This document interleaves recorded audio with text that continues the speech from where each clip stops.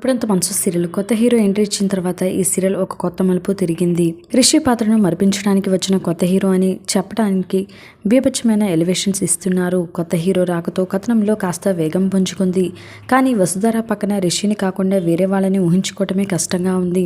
పైగా కొత్త హీరో రాకతో వసుధార సమస్యలు తీరటం కాదు, కొత్త సమస్యలు వస్తున్నాయి అని అనుపమ చెప్పడాన్ని బట్టి చూస్తే 1000 ఎపిసోడ్ల తర్వాత మరో కొత్త కథలో ఒక కొత్త మలుపు తిరగబోతుంది అని అనిపిస్తోంది.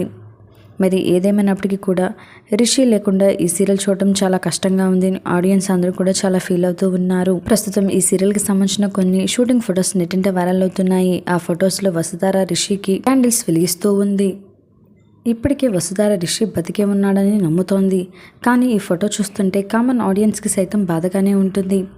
రిషి లేని వసుధారాన్ని ఊహించుకోవటం కష్టం. అలాంటిది వసుధార రిషి ఫోటో దగ్గర క్యాండిల్స్ వెలిగించే సీన్ నిజంగానే కలిచివేస్తుంది. ఈ లెక్కన చూస్తే రిషి చనిపోయాడని వసుధార నమ్ముతున్నట్లే లెక్క. ఇప్పుడు మను అనే కొత్త హీరో ఎంట్రీ ఇచ్చాడు కాబట్టి వసుని మనుతో జత చేయటంలో భాగంగానే ఇలా చేస్తున్నారో ఏమో. కానీ రిషిని చంపేసి అతని ఫోటోకి దండలు వేయటం, క్యాండిల్స్ వెలిగించే సీన్స్ అయితే అతని ఫ్యాన్స్కి ఆగ్రహం కలిగిస్తున్నాయి. మరి రాబోయే ఎపిసోడ్స్లో ఏం జరగబోతుందో చూడాలి.